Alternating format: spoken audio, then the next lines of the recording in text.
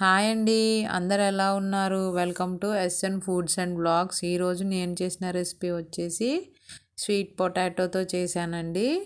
పిల్లలు కనుక sweet potato తినడానికి ఇష్టపడకపోతే ఈ రెసిపీని తప్పకుండా ఇంట్లో ట్రై చేయండి. ముందుగా స్వీట్ పొటాటోస్ని తీసుకొని ఇలా ఉడకబెట్టుకోవాలండి. వీటిని గడ్డలని కూడా అంటారు. ఇలా కుక్కర్లో వేసుకొని 3 విజిల్స్ వచ్చే వరకు ఉడకబెట్టుకోవాలండి. నేనైతే 3 విజిల్స్ వచ్చిన దాకా ఉడకబెట్టుకొని పక్కన పెట్టుకొని విజిల్ పోయాక ఓపెన్ చేస్తున్నాను. ఇవి ఉడికావో లేవో చూసుకోవాలండి. స్పూన్ తీసుకొని ఇలా కూర్చండి. మనకి లోపలికి వెళ్తే ఉడికినట్టు ఇవైతే ఉడికిపోయాయండి. ఇప్పుడు ఒక ప్యాన్ తీసుకొని అందులో 2 స్పూన్స్ నెయ్యి వేసుకోవాలి. ఈ నెయ్యి అనేది కొంచెం కరిగే వరకు వెయిట్ చేయాలండి. ఈ నెయ్యి కరిగిన తర్వాత ఇందులో జీడిపప్పుని సన్నగా కట్ చేసుకొని పక్కన పెట్టుకోవాలి. కట్ చేసుకుని జీడిపప్పుని ఇందులో వేసుకొని కొంచెం ఎర్రగా వచ్చే వరకు వేయించుకోవాలి. ఇలా వేయించుకోవాలి. ఒక 1 మినిట్ అయితే టైం పడుతుంది ఇది వేగడానికి. చూశారు కదా, ఇలా వేగిన జీడిపప్పులో మనము బొంబాయి రవ్వ వేసుకోవాలండి. 3 or 4 స్పూన్స్. నేను ఇక్కడైతే ఒక 3 స్పూన్స్ వేసుకున్నాను.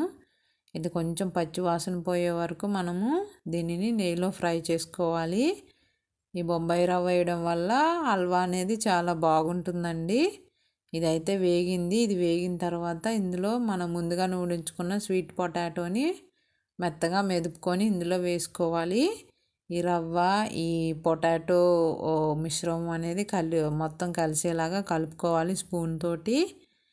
ఒక 1 మినిట్ అయితే టైం పడుతుందండి ఇది కలుపుకోవడానికి. నిదానంగా కలుపుకోండి.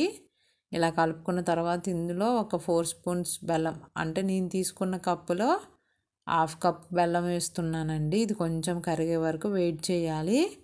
ఇది కొంచెం కరిగిన తర్వాత ఇందులో నేనైతే 2 స్పూన్స్ షుగర్ వేస్తున్నాను. మీకు కొంచెం హల్వా గట్టిగా ఉండొద్దు, కొంచెం లూజ్గా కావాలంటే ఒక 2 స్పూన్స్ షుగర్ వేసుకోండి. ఇలా కొంచెం వేసుకొని ఒకసారి కలుపుకుంటే కొంచెం హల్వా అనేది లూజ్గా అవుతుంది, మరి గట్టిగా ఉండకుండా. చూశారు కదా, ఇక్కడైతే షుగర్ అయితే కరిగింది. ఇందులో నేను కొంచెం యాలకుల్ని దంచుకొని వేసుకుంటున్నాను. యాలకుల పొడి వేసుకుంటే మంచి ఫ్లేవర్ అనేది ఉంటుందండి. ఈ పొటాటో స్మెల్ అనేది అస్సలు రాదు. ఇలా ఒకసారి మొత్తం కలిసేలాగా కలుపుకోండి. ఇదైతే రెడీ అయిపోయిందండి. ఒక గిన్నె తీసుకొని మనం బౌల్లో సర్వ్ చేసుకోవటం అండి. చాలా టేస్టీగా ఉంటుందండి. పిల్లలు ఈజీగా తినేస్తారు ఇలా చేసి పెడితే. తప్పకుండా ట్రై